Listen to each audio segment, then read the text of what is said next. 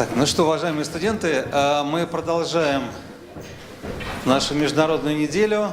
Кто еще не знает вдруг, хотя я уже вижу, некоторые лица были вчера у нас на лекции, некоторые студенты, это приятно, что у нас продолжается некоторая традиция.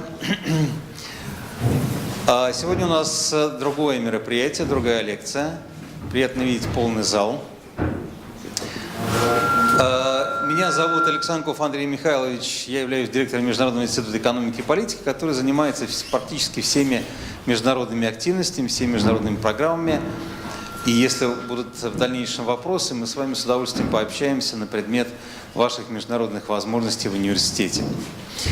А сегодня у нас с лекцией выступает академический директор, фактически руководитель международной российско-итальянской программы. Программа, которая существует уже около 15 лет в университете. Создана эта программа совместно с университетом Sapienza, город Рим, Италия. Кстати, очень хорошее место, красивое, я настоятельно рекомендую. Кто еще не был, обязательно когда-нибудь посетить. Итак, у нас сегодня в гостях Фабрицио D'Ascenzo.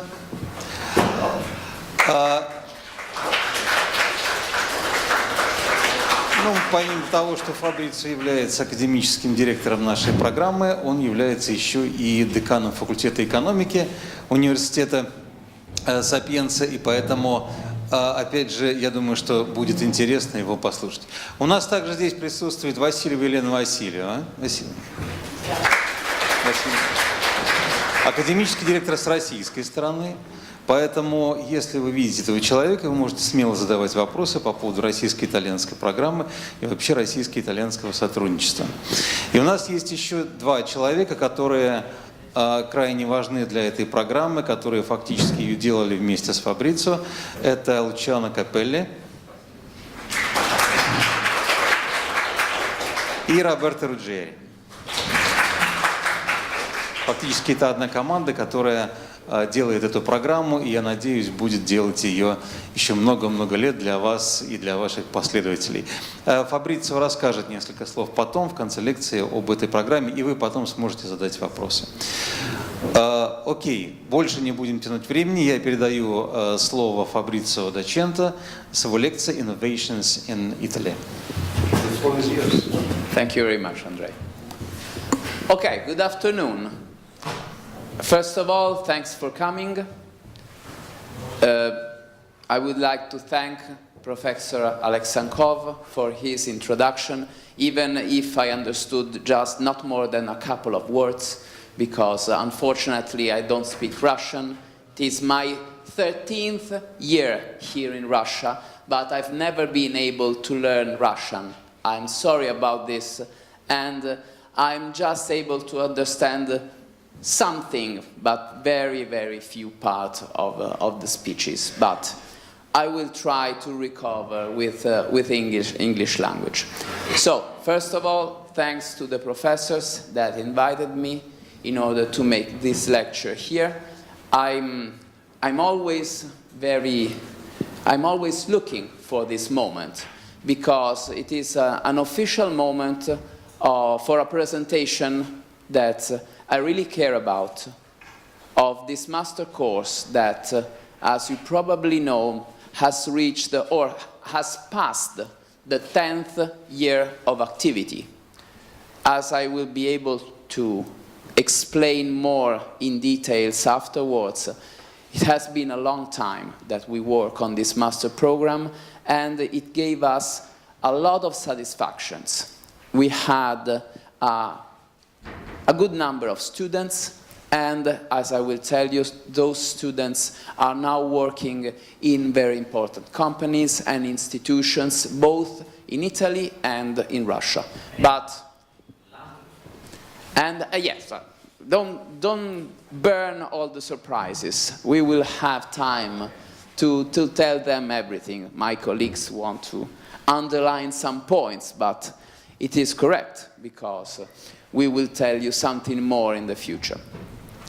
So, let's say my proposal for today is to split this presentation into two parts. First of all, if there's something that is not clear, please tell me. It is a lecture, but I'm very happy if you want to ask me something, even at the end of the presentation, but even during the presentation, so no problem. As I was telling you, I will try to split this presentation into two parts. The first part is related to the open lecture itself. I will talk about one case of innovation in Italy, but I will try to tell you something more about other cases that we normally use for our lectures that, because of the time, I will not able to present today. During the second part of the presentation, instead, I will give you some more information concerning the master course. Let's say a little history of the master course, very briefly, don't worry, so that you will be able to understand the features of the course, the possibilities that students are given, and the results in terms of careers of our former students.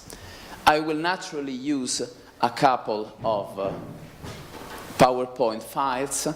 I hope that everything will work properly. I made my best in order to prepare a nice presentation. I made some little changes at the very last moment, so I hope that everything will work properly, but we will try to explain everything in a good way. Okay, so let's start from the first part. As you can see, we will talk about innovations in Italy. As I told you, I will examine one specific case study because I have learned from students that it is very nice using case studies that are able to demonstrate practically the things that only explained theoretically could not be very easy to understand. And we normally use, during our lectures, this practical approach that is normally appreciated by students. As you can see, my name is Fabrizio D'Ascenzo. During the presentation, this was one of the two things I understood during the presentation of Professor Alexankov. I'm the Dean of the Faculty of Economics of Sapienza University of Rome, and together with my colleagues, we have been working into this master program since a very long time. We will talk about partly the course and the exam I have during this master program, and I will use this fact of the exam in order to show you the case study I want to explain you. Then, during the second part, we will talk using another PowerPoint file, we will talk about the features of the master course. So, let's move forward, just to let you understand the basic parts of this presentation. Here are the main topics of this first part of the lecture. We will talk about management information systems, which is the basic topic inside my exam of business information systems. I'm only using the very introductory part of management information systems just to tell you what does it mean and which is the importance of using information for companies and which is the importance of handling information, of managing information by specific experts as you could become in the future. This way we will talk about, obviously briefly, about the course of business information systems. We will talk about the case studies and we will go deeply inside a specific case study. During the second part of the presentation, instead, we will talk about the course, and they didn't know it yet, but now they will know. I will ask my colleagues to tell you a couple of words concerning their courses as well. They are distracted by, they will understand it afterwards. They keep on being distracted, as you can see. Okay, so let's start from, let's say, a brief presentation concerning the, let's say, the Italian activity during the economic, inside the economic framework, let's say. This is a nice video I found that has been produced a couple of years ago, but it is still very actual, that explains some interesting things about the commonplaces of Italy, and it gives you some interesting information concerning the activity of our country. Let's see if it works.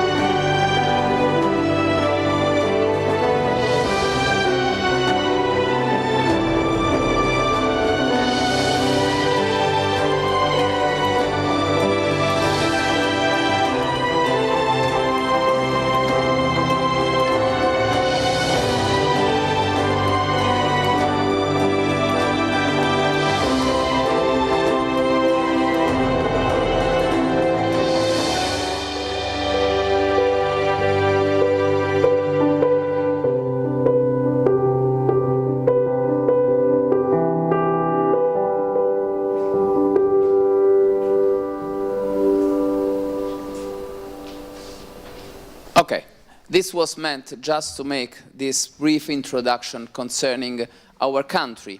I know that I have an easy role here because I'm perfectly aware that fortunately my country has a very good name in your country, so that I'm happy that these things may be explained here in Russia, because I have, let's say, a tight connection with your country, just because, or better, even because it is a long time I've been working here. And when I started coming here, it was 2007, if I'm correct. Your country was very different from the situation that you are living now. And I assisted to an incredible development of your country. In a little more than 10 years, your country completely changed, and it improved and improved more and more. That's why I'm very enthusiastic in order to keep on working here, because we know that we are still very appreciated in a very growing country, and this is incredibly important for us. Okay, let's move to the topic of this lecture. We will talk, obviously, briefly about, as you can read, the importance of the use of information in your common life, but especially for companies.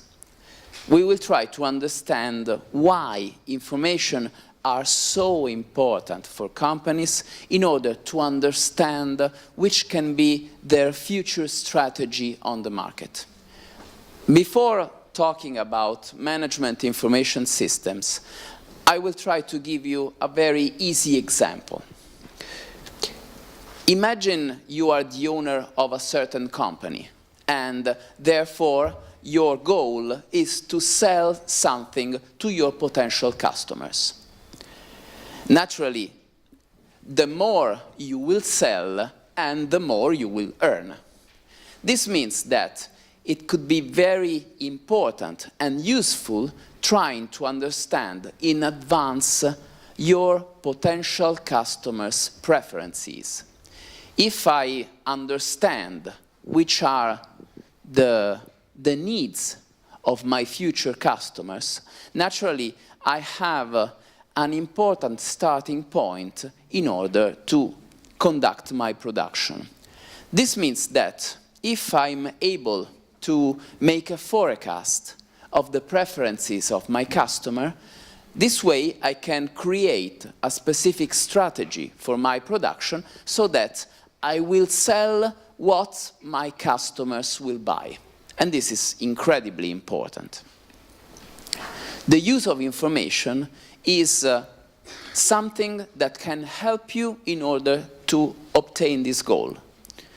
Using information, you are able to track all the preferences coming from your potential customers.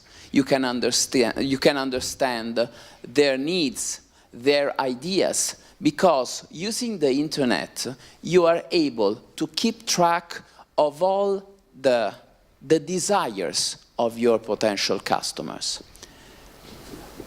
I will try to tell you how. Certainly, you are very young, so certainly you all have a profile on a social network. I've been learning that in Russia, the most common social network is Kontakte.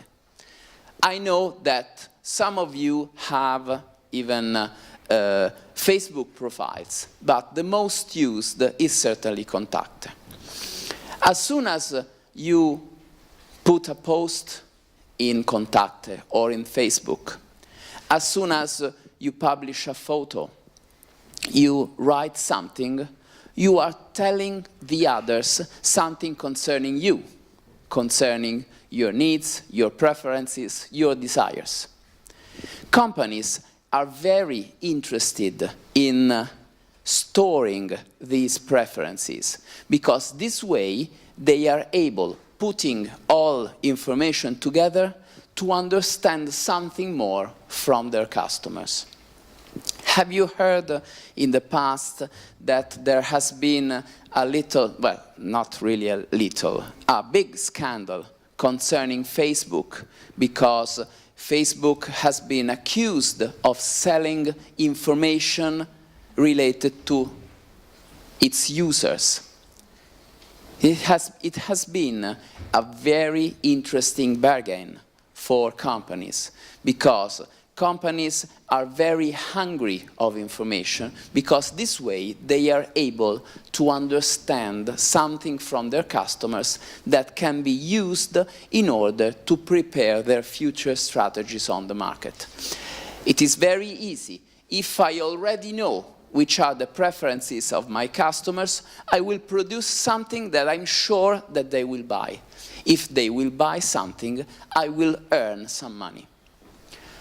Management information systems are systems that may be used in order to make plans, to develop and to manage information technology, and especially to use information. Using information is obviously useful in order to understand something coming from your market, or as soon as we will reach the case study, in order to, let's say, to understand how to behave better. And this is something that is definitely appreciated by users. So, the basic concept we are starting with is that it is possible, using specific systems made by hardware and software, to manage information and to obtain forecasts for your future activity.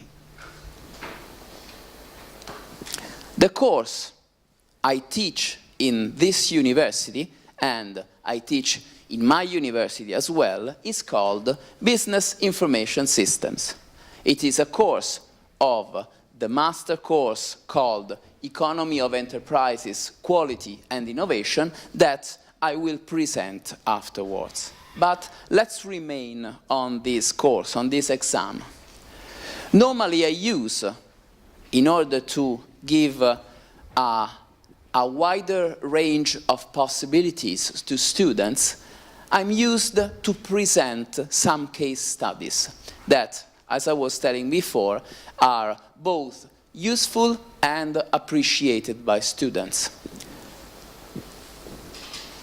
I'm trying to explain during my exam, during the lectures of my exam, because I'm talking just about this, how it is possible to use information in order to obtain an advantage.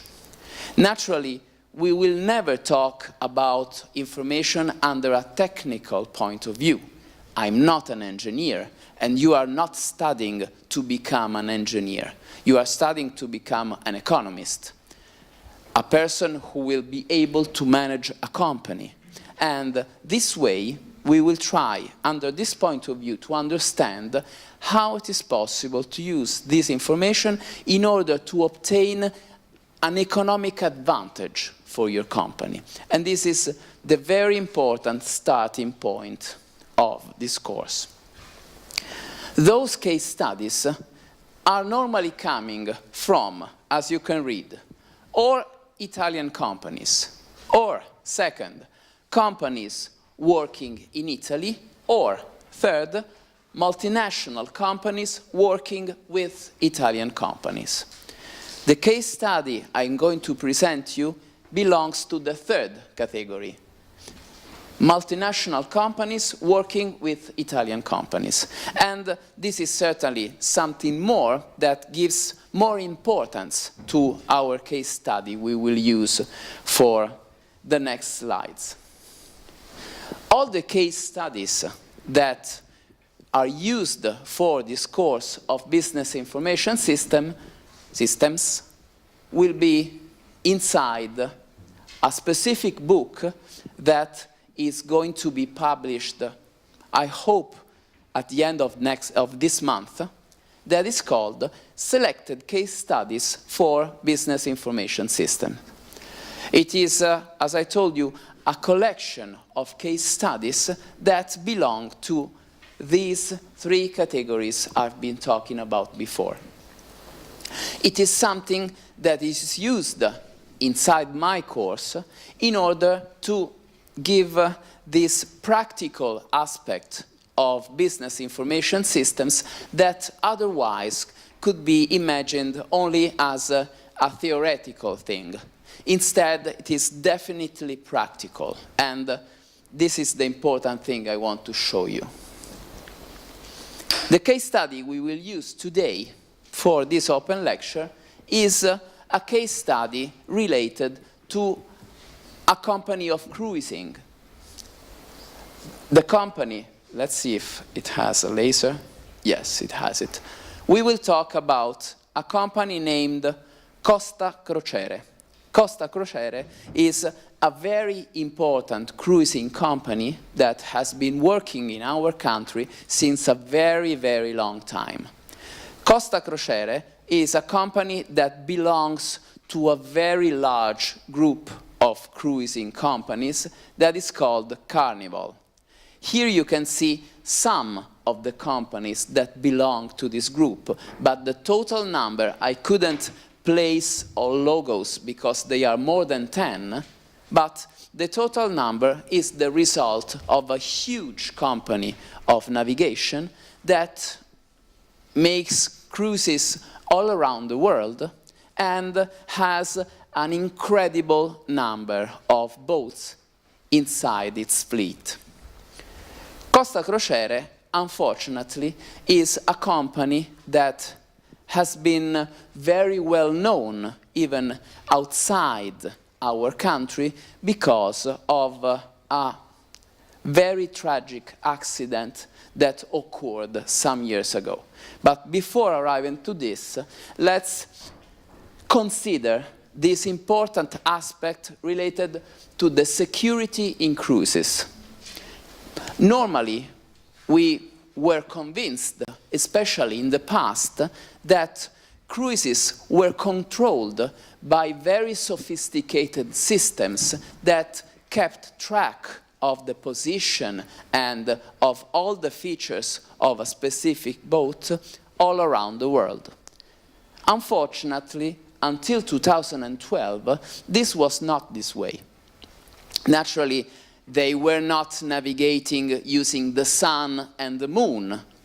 They are incredibly huge boats, but there was not a specific system for navigation and other features I will tell you. So, while in the field of airplanes, or even in the field of cars, there are plenty of examples of systems that are used in order to follow the navigation of these vehicles. Obviously, in planes, you have the control coming from the ground, and even in cars, you are able to keep track of each single car. I have learned that here in Russia, it is very common having a specific apparel, a specific device inside your car coming from your insurance that keeps track of the position and of all the movements of your car, so that if you want to demonstrate that you had an accident, this event is recorded by this specific device. The convenience of this is having a more affordable rate for your insurance because you accepted to insert inside your car this specific device. This means that technology is completely able to keep track of all things moving inside a specific area. But it is the same way that you use when you share your position with other friends using Facebook or WhatsApp. Or it is the same thing that you can do when you want to tell the others where you are. There is a specific system called GPS, Global Positioning System, that is able to understand where each one of us is. Naturally, if the system is activated, for example, in our mobile phones, and we can have the position of each one of us. Certainly you know that inside our mobile phones we have some apps. The one I know is the one of Apple, but certainly the Android systems have a same app, which is called Find Your Friends, in which if you accept to share your position with others, you can see where you are and where the others are. It is, for example, useful for me in order to understand where my son is when he goes out in the evening. When he doesn't call, and he never calls, I'm able to track his position using this app, but he knows that I'm using it, so he has to pay attention. But nevertheless, inside this framework of all the possibilities that are given by technology, in the past, there was a specific limit coming from boats moving all around the world. And unfortunately, this has been the cause of this terrible disaster that occurred in the beginning of 2012. This is a terrific image of a boat called Costa Concordia that had a shipwreck in front of the coast of Tuscany region. And it has been a real tragedy.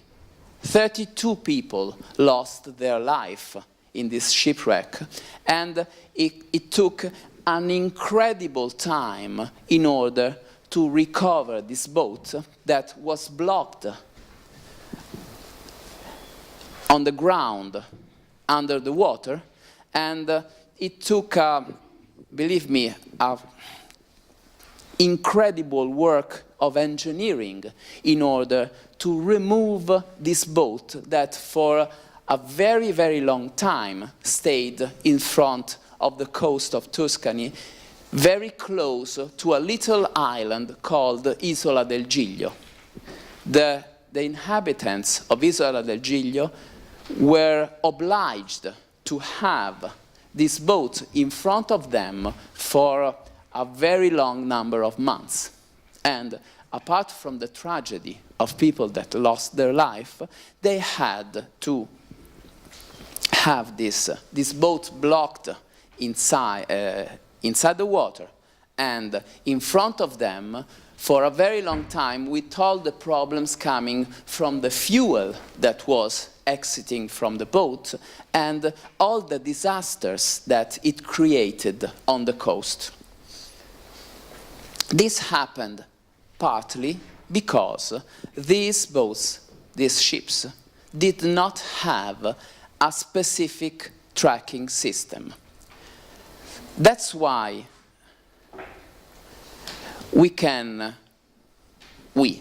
they tried to understand which could be the use of technology in order to solve these problems. This means that has been a tragic event, but they faced the problem of having a system that could keep track of all the ships all around the world, trying to provide an important number of information in order to have all the situation under control. The possibility coming from technology already existed. The important thing was how to use it in a proper way in order to solve this problem.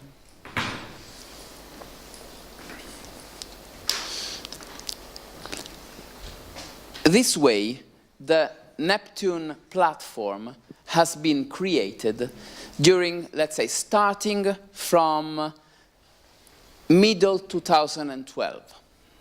After this disaster, they invested on technology. They asked to a technological partner, the whole Carnival group, but especially Costa Crociere, asked to a technological partner the way to solve this terrible problem of keeping track of all the ships. It passed through different steps, naturally. There has been a starting activity in which, as you can read, 15 ships have been tracked, and little by little they arrived to more than 100 ships that are controlled by this system. And at the present moment, all the fleet of Carnival cruises, naturally Costa Crociere included, are all tracked by this platform called Neptune. As you can see in the bottom of this slide, more than the information coming from the navigation itself, they have been able to keep track of a very large part of other information concerning the engines, the use of the energy, the emissions in the atmosphere, and so on. And this system has been used in order to give a positive impact on climate too, because it is able to keep under control the emissions of the engines of the ships in the atmosphere and trying to control this emission at an acceptable level. So it has even some social advantages, apart from the security instances. Neptune is something that works in the cloud. Probably you all have heard about cloud computing, but certainly you have been using cloud computing because it is something that is very commonly used in order to store our files. If I'm talking about services called Dropbox or Google Drive or similar, certainly you understand what I'm talking about. Cloud computing is the possibility to use other computers for specific instances that are connected using the internet. This means that using my laptop, using even my smartphone, I'm able to connect to the internet and therefore to connect to another computer in order to store my data or to manage information. Because of this, because of the need to place this system in the cloud, Carnival Group and Costa Crociere asked Microsoft to use their specific platform called Azure, as you can see in the middle of the slide. Azure is a system that using this acronym PaaS. It means, as you can read, Platform as a Service. This means that you can connect to a specific platform and exploit all the services that are provided on that platform. It is more or less the same, naturally in a little dimension, when you connect, for example, to Gmail and you are able to use all the services that are connected, that come along with the platform of Gmail. Maybe you have seen that Gmail does not provide you only the email, but it is able to provide even other features such as the calendar or programs that are very similar to the ones used for Microsoft Office and so on. It is actually a platform in which there are a certain number of services that are offered not directly inside your computer, but that you need to connect to in order to use them. Just a last example. If you use Microsoft Office, you certainly use Microsoft Office in order to write something. When you use Word, you know that you can run Word inside your computer because it is installed inside your computer, or the same, you can connect to a Microsoft server in order to use Office Online. It gives you the same features that your local program running inside your computer give, but you are able to connect it via the internet. The important thing of using a cloud solution is that you are able to support, as you can see, Internet of Things, so you can connect specific devices among them, and you can use big data analytics, this concept that is exposed here. Maybe you have heard about big data, but you should know something more concerning big data because they represent the future for the use of information. But it is something that already exists. It is something that is used to put together an incredibly huge number of information to be analyzed, and after this, in order to create strategies. Big data means that you are able to put together information, to manage all information, and to obtain forecasts for your activity. You know that normally in statistics, you are able to produce good forecasts if you have an acceptable sample to be used. If you want to describe a certain phenomenon, analyzing only the situation of a little part of the population, certainly you will not be able to obtain acceptable forecasts. If you are able to investigate on the situation of the whole population, certainly you will obtain more affordable forecasts. This is how big data works. It is able to put together all the information and therefore to obtain interesting information. The second important feature of using the cloud is that it is a system that may be useful both on board, as you can read, I was trying to use the same term that is in the slide, on board, so inside the ship, or in the shore side, so on the coast. They are able to use the same information, and they are able, as you will see, to keep track of everything is happening on board. This means that mistakes as the one of Costa Concordia will not be possible anymore. They say there is an investigation and a process on this, and who knows if they will be able to understand the complete truth of that event. But they say that the commander was trying to reach the coast as close as he could in order to show the passengers the coast of Isola del Giglio. He went too close to the coast and the ship blocked on the ground. With a system that was able to control the situation, this could never happen. So, the important thing is that you can keep track of everything is happening, not inside a single ship, but inside all the ships all around the world, using a simple laptop or a smartphone. And I will try to explain this. The goals of this platform, in order to keep track of everything is happening, are these three that are, let's say, at the very bottom of this slide. Nautical safety and the enhancement of nautical safety, protection of the environment, and energy efficiency management. These goals may be obtained all together using this specific platform called Neptune.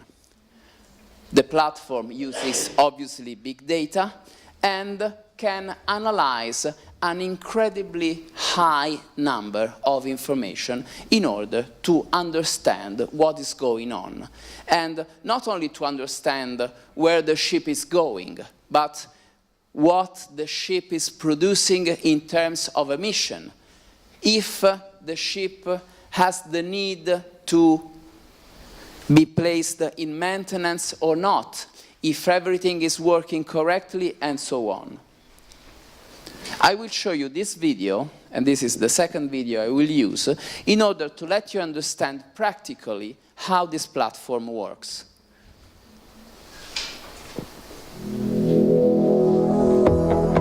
Neptune is the new technologically advanced platform deployed across all ships and operating lines of the Carnival Group. Neptune transfers live data from the fleet, providing enhanced real-time shoreside support capabilities. The data is also stored for future use by the Neptune analysis team for a wide variety of applications. Neptune's mission is focused around three main areas: nautical safety, protection of the environment, energy management. The Neptune Live module enhances safety by providing the company's fleet operations centers, manned or on the clock, with visual representations of ship's routing, real-time navigational notifications, integrated weather information, and traffic information. All information is displayed on fully integrated electronic charts. Neptune also enhances onboard operations. Through the use of the Neptune status board, visible simultaneously both onboard and ashore, live coordination between the navigational bridge and engine control room provides enhanced situational awareness. Neptune helps verify that operations are conducted in accordance with stringent international environmental regulations at all times, monitoring both exhaust gas cleaning systems emissions and the system usage in emissions control areas. Today, Neptune collects live data and stores it in a historical database. This allows analysts to identify trends and variations across the fleet. Best practices can be identified and procedures modified accordingly. In the future, as more ships are equipped with interconnective technology as part of the global movement towards the Internet of Things, big data analytics can be applied to more and more areas of operations. Neptune will be able to provide predictive analysis to constantly improve the fleet in many areas, including condition-based maintenance of engines and ships, resource optimization, and automated calculation of efficient routes.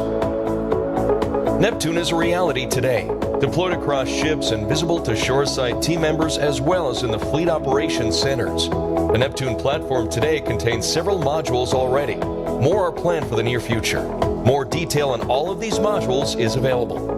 As Neptune continues to be developed in order to provide additional support capabilities to our teams both at sea and ashore, we look forward to sailing into tomorrow together.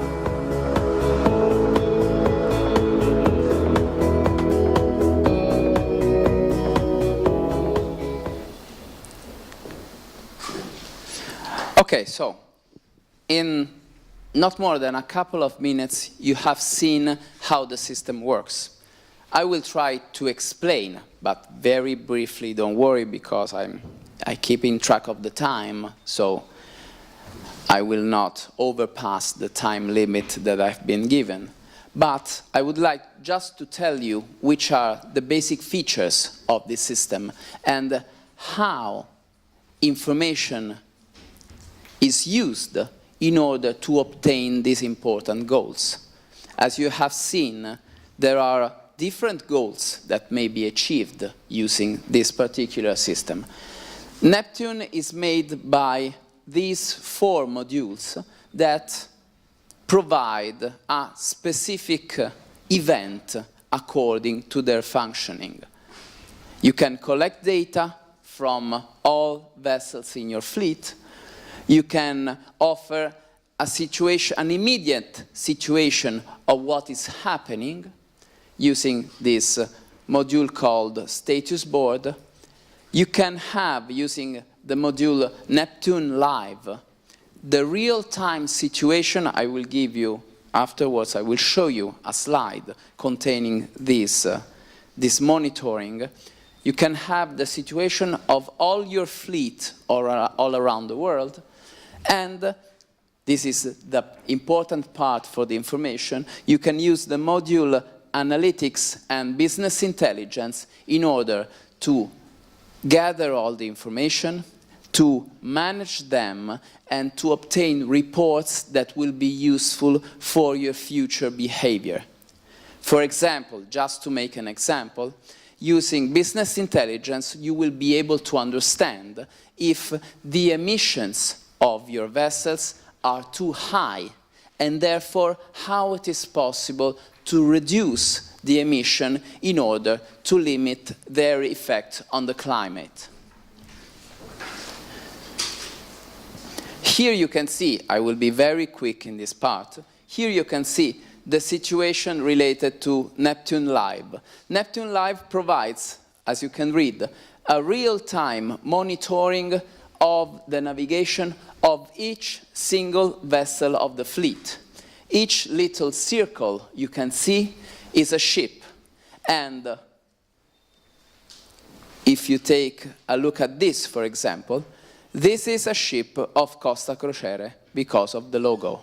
So you can have immediately the complete situation of all is happening around the world in terms of your vessels navigating in the different seas. Then you can have all the ship details in order to have the correct routes that have to be followed by all vessels. You can keep track of each single event.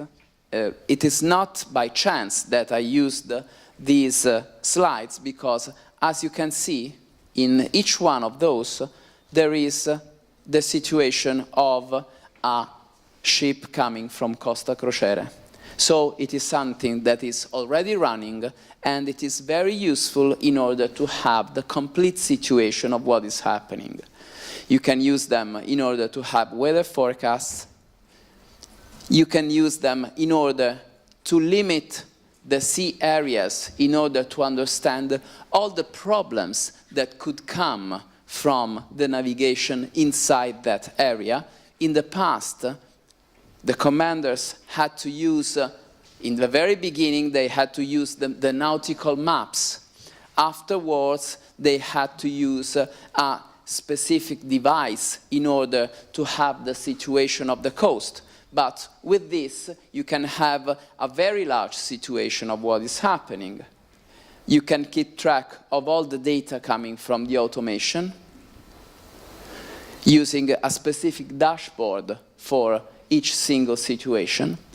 And you can even have the possibility to make replays of what happened in the past, in order to understand if, for example, there could have been a better route that could be followed by that specific vessel.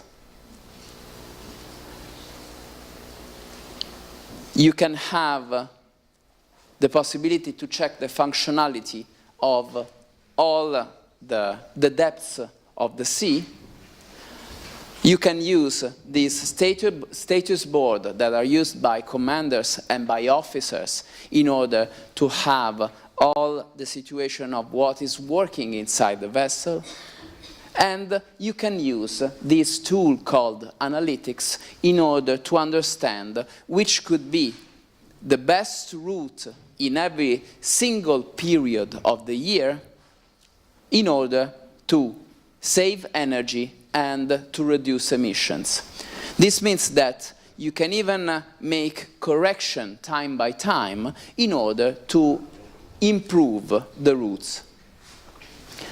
You may obtain some graphs in which you have the whole situation on your monitor, and you can obtain statistics of what has happened in order to understand how to work better for the future.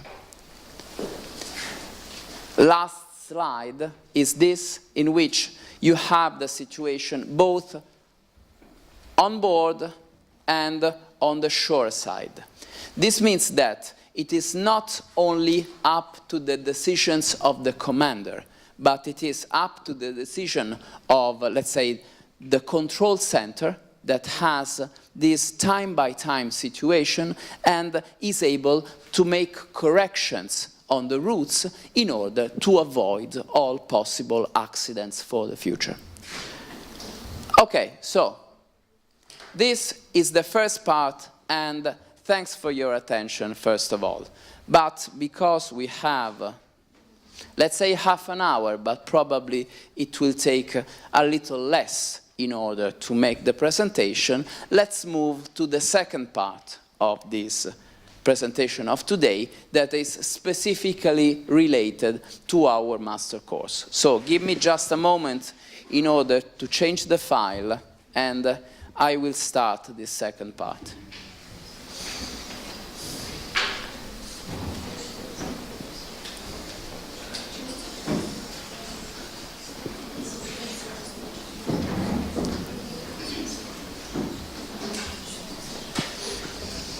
Okay, let's go.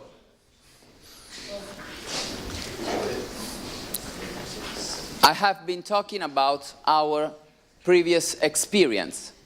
We started working with this master program in 2006, and we have been able to demonstrate that important universities in different countries may properly cooperate in order to create success initiatives. And I am fully convinced that this is one of the cases. We started with a project coming from the European Commission, a project in a category that does not exist anymore, that was called Tempus Project. Here it is. It was a way in order to promote cooperation between, or better, among universities coming from Europe and extra-European university. Normally, these projects were prepared, but not all of them was able to have success. And certainly this is a successful one, because we kept on working and we reached our 13th year of activity. We have a yearly agreement that we use, and with this agreement we are able to provide to students both the diploma of St. Petersburg State University of Economics, I learned the acronym, and Sapienza University. This means that at the end of the 2 years, you will be given both diplomas. I'm fully aware of the fact that there is the mutual recognition of the diplomas between Italy and Russia. This means that the Russian diploma is recognized in Italy. The little difference that is very important to tell is that as soon as you will have a diploma coming from a country of the European Union, this means that you will have a diploma recognized all over European Union and not only in Italy. This is, let's say, the added value of this activity. Naturally, the course works on 2 years, and the organization is perfectly aligned to the so-called Bologna process, that it is the system that provides the credits, very briefly. During the first year, all the lectures are given in this university. All courses are in English language, and they are given by Russian professors and by international experts that put their experience at the disposal of the students in order to refine their preparation. During the first year, naturally, we have some main disciplines that need to be known by students so that they can properly access to the second year. These are all the subjects of the first year of studies. They are all the subjects that a good student in economics has to know. And they are the courses you are probably used to know, because they are all courses that are provided inside your university. During this first year, students that are inside this master program have the possibility to start learning Italian language too. As you can see, in the last line, you can see that there is an optional Italian language course, while naturally you are needed to have a good knowledge of the English language. Obviously, because all lectures are given in English and all exams are made in English. During the second year, and this is the important thing coming from this course, students have not the possibility, are requested to study a semester in our country. This means that all students belonging to this master course will receive an official invitation in order to come in Rome and study there for a semester. During that semester, that is in a period within the months of September and February, in our university, or better, in our faculty, we have 2 different periods within the same semester. We have the period for the lectures that starts normally in late September and ends in December, and the period for the exams that is in the months of January and February. This is natural because first you attend the lectures and then you make the exams. And there is no overlapping between exams and lectures. So you will have the possibility to stay in Rome until the month of February. As soon as you will finish the 3 exams you are requested to make, you will be able to return back to your city. During the second semester, which is between the months of March and July, you will make the remaining exams, the remaining 3 exams, in your university, in Unecon. The important thing is that the whole second year is managed by Italian professors, because during the first semester you will make exams, obviously in English language, and you will attend to lectures made in English language in Sapienza University of Rome, Faculty of Economics. During the second semester, and this is the different thing from other courses, there will be 3 professors, the 3 of us, that will come here in St. Petersburg in order to provide you a part of the courses. At the end of this part of the courses, that is the thing we are doing now during this week, you will have the possibility to attend to the remaining part of the lectures accessing to an online platform provided by a university called Unitelma Sapienza, which belongs to Sapienza University. It is, let's say, the online university of Sapienza University.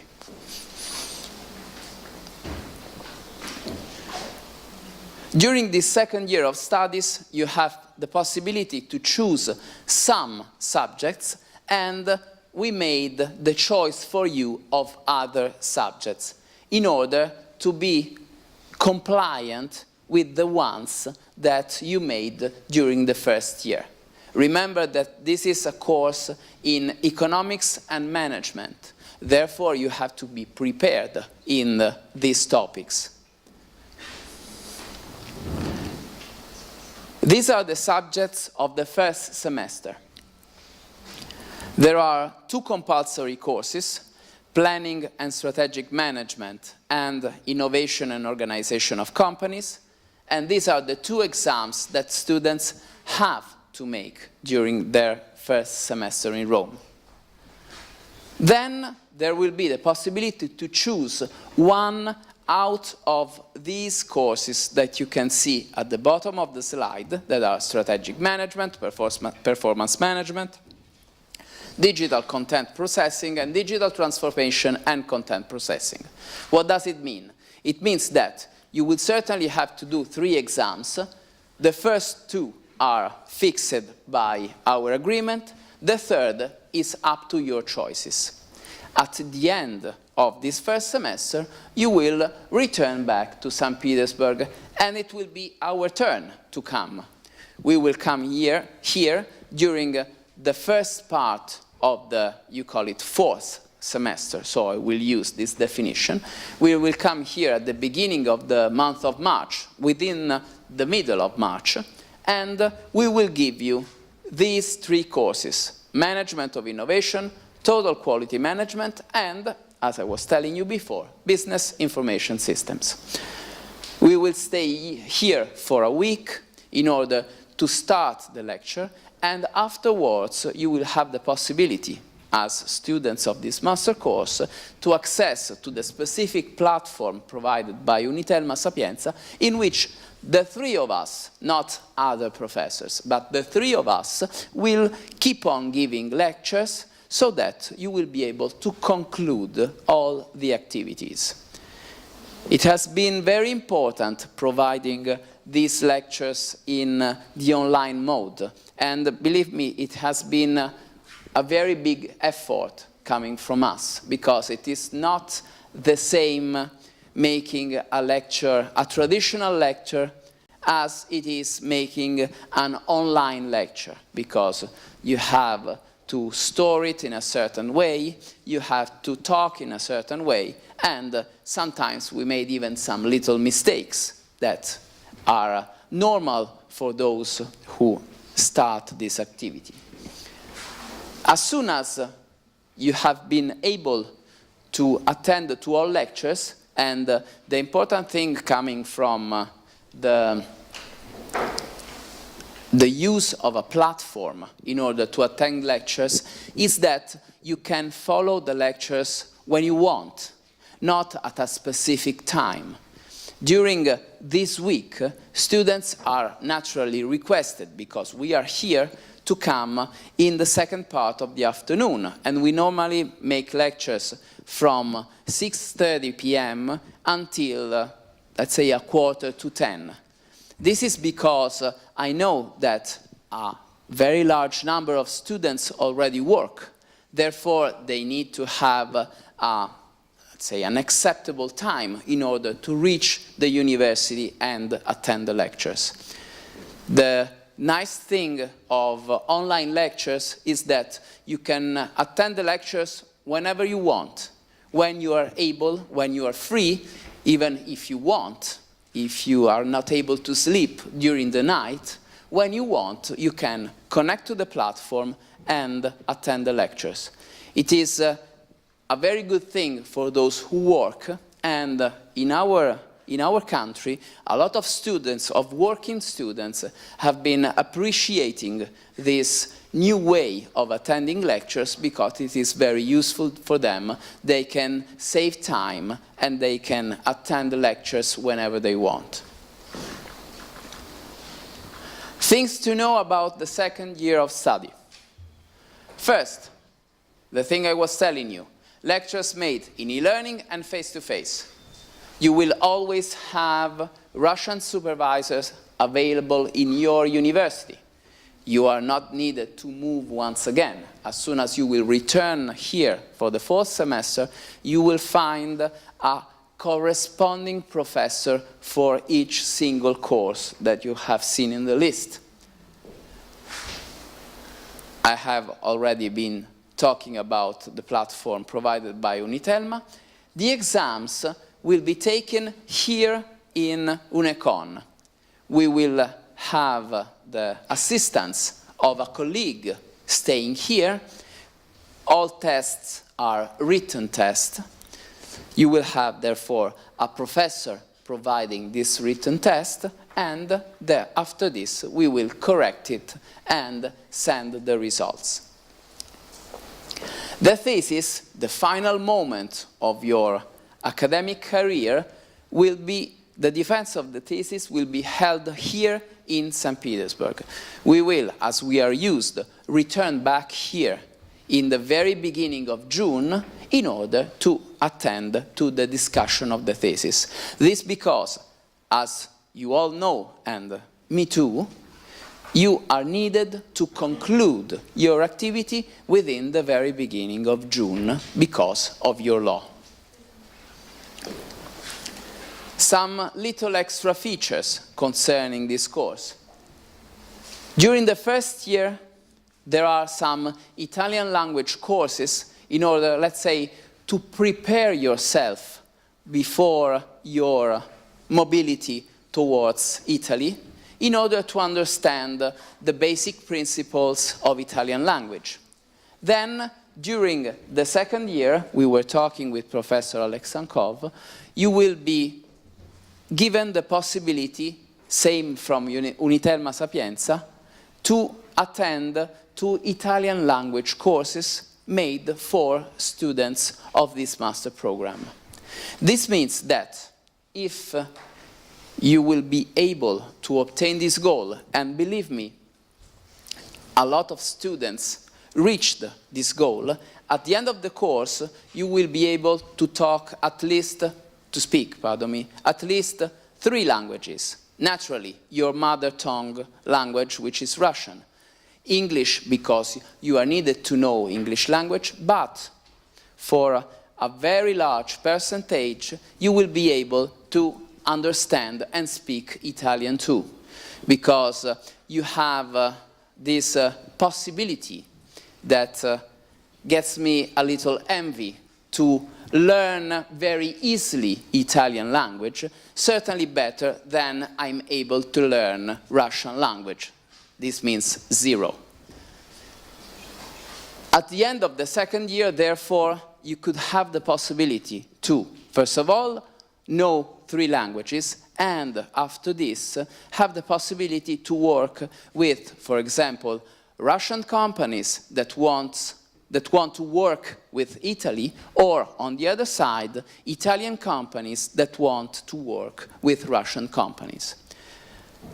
Nowadays, or better, still nowadays, the language barrier is a threat to the commercial activity between our 2 countries. You could be potentially the solution for this problem. And this already happened for a lot of our former students that attended to our courses and now work, for example, for Italian companies. So let's summarize at the end with these minutes remaining the basic points of your possible activity. First of all, the experience you are offered to stay for 6 months, more or less, in Rome, studying, but naturally having the possibility to move inside the city and to stay in our city, which in autumn is very nice to stay. Then, second thing, our alumni. We have been collecting all the information related to our former students in order to understand what are they doing now after the graduation.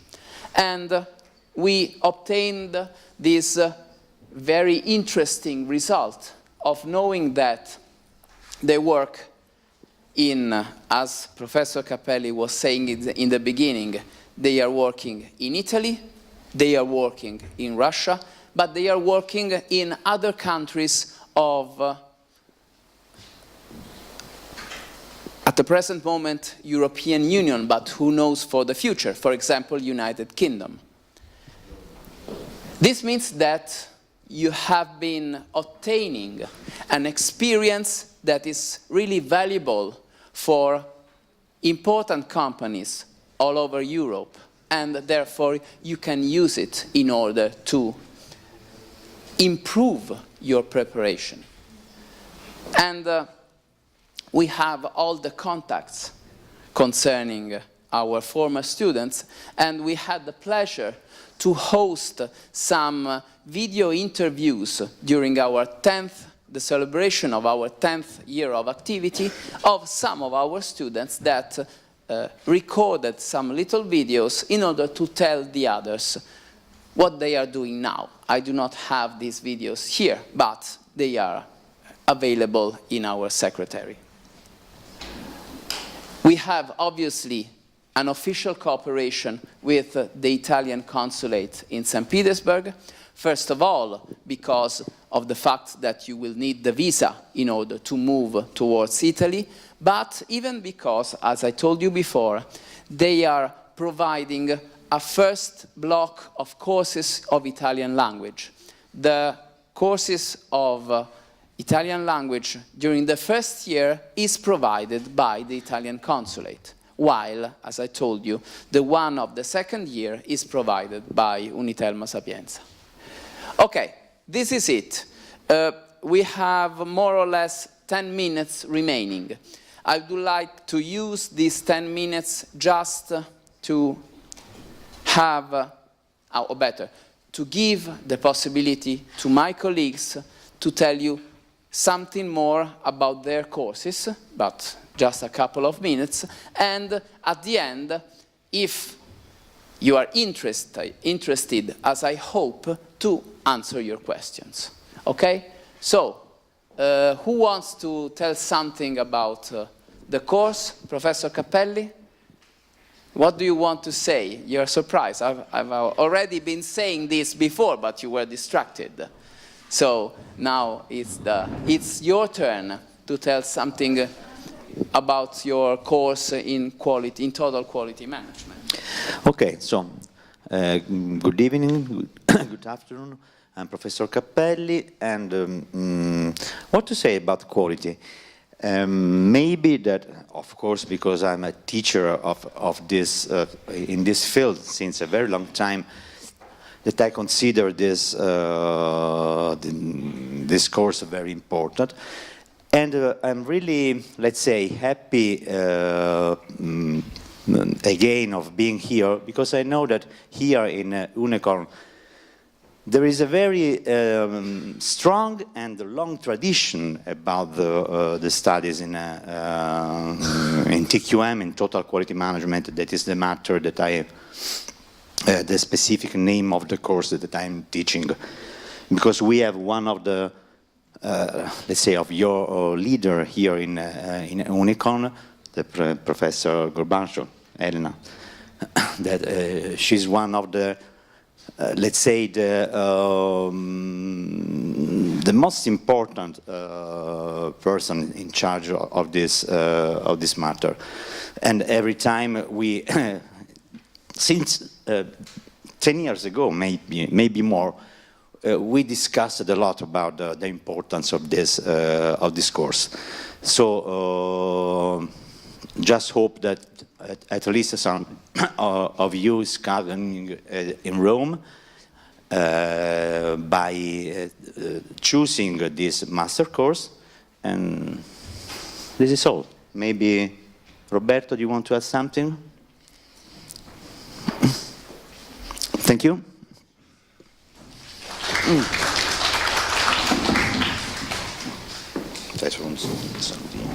Good evening, everybody. I think that I'm Roberto Ruggeri. I think that Professor D'Ascenzo told a lot of things about innovation. My course refers to management of innovation, a key driver in the world.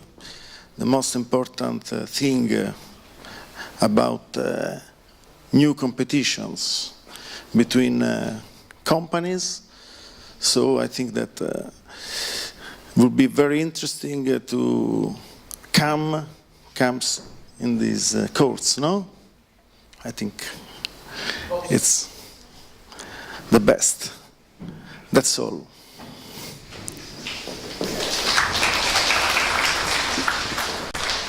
This has been a nice synthesis. As soon as I have been talking for more than an hour in order to convince you, Professor Ruggeri in 1 minute told you that this course is the best. So this is the best synthesis that he could make about our master course. So we have just 7-8 minutes, not more, in order to answer your questions. Please don't be shy. Try to give your contribution to the questions that you certainly have, but that you are very shy to ask. But because we are not making an exam, as I told you, we are here only to try to answer your questions and to give you some more information concerning this course. Let me tell you that I have to congratulate with Professor Alexankov, because this room full of persons is a real satisfaction for us, because this means that you are at least potentially interested. Then who knows that you will keep on being interested after this lecture, but I hope so. So who wants to start? You want me to turn so that I will not see who is asking something? Yes.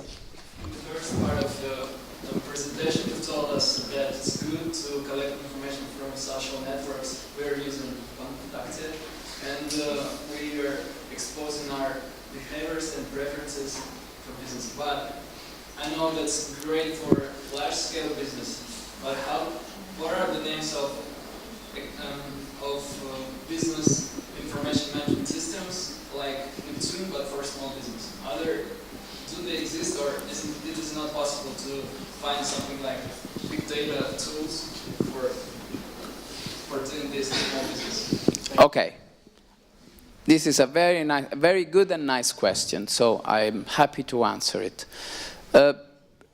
During the course of my exam, naturally, I talk about different business information systems, and one of the basic features is that it is possible to use a management information system for each kind of activity.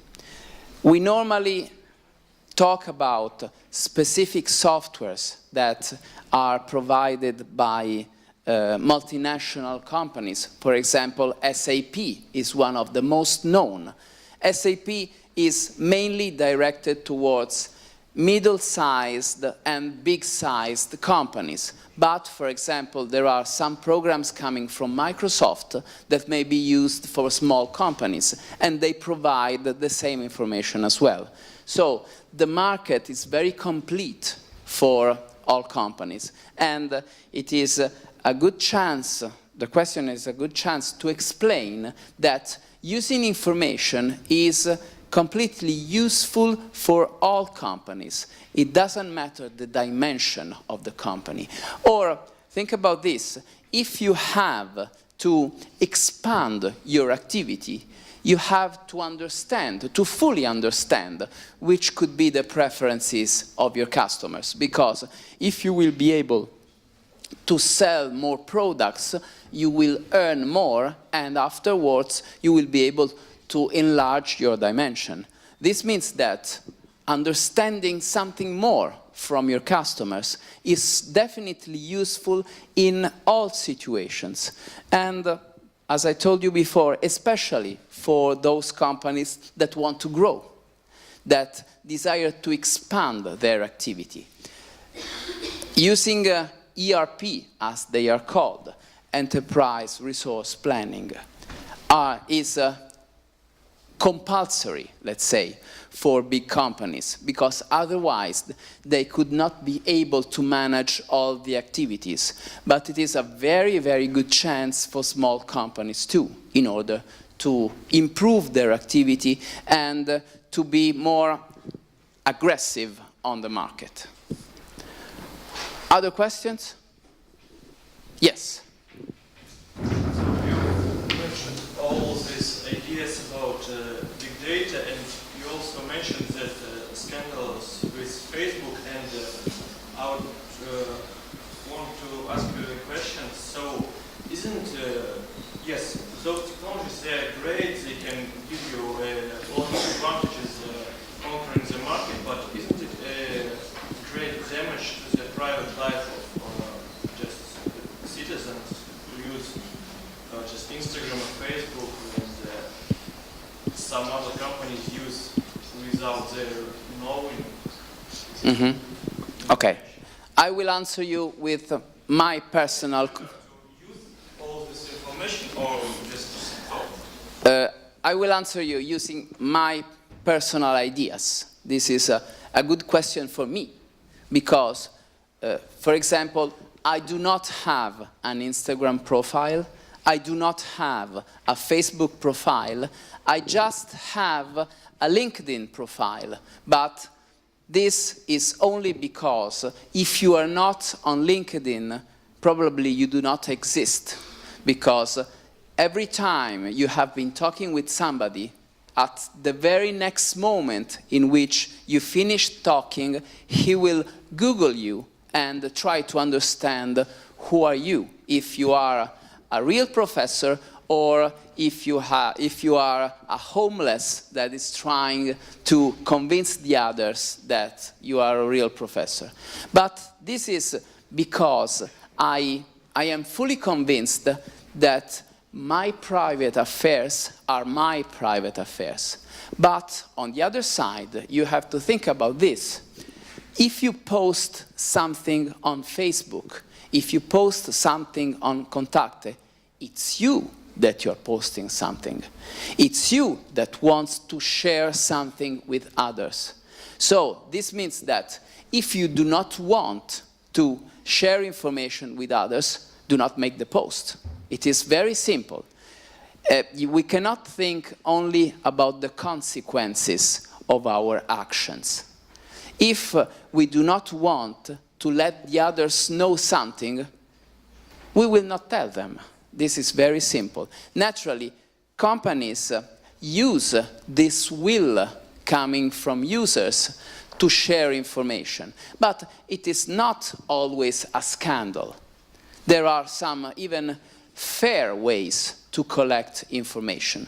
It does not always mean that information have to be stolen. There is always the possibility to ask the authorization to users in order to be tracked. Have you seen that every time you connect to a new internet site, you receive a request of accepting cookies? And obviously, you have to accept if you want to check the internet site. But receiving a cookie is not accepting a virus in your computer. It is only accepting a little piece of software, very little, that is able to track something of your activity. But it is something that you accepted to do. If you do not want to accept your cookies, you decline and you will not be tracked. This means that we cannot do without information. Professor Capelli... It's an optimistic vision. Yes, but Professor Capelli is one who has a Facebook profile, for example. And he wants to share information, definitely. And he has a famous account. So he has millions of likes, for example. But millions of followers. Millions of likes, but even millions of dislikes. No, I'm kidding. Seriously talking, I think that this is a very big problem. It can be discussed in 5 minutes, maybe.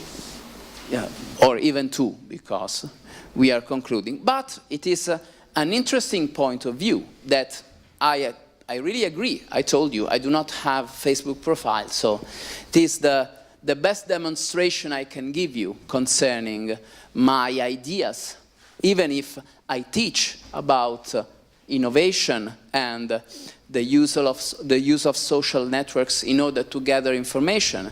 I understand this way of collecting information, but they are not compliant to my ideas. If I want to keep a secret, I will not tell the others. Otherwise, it will not be a secret anymore. That's why.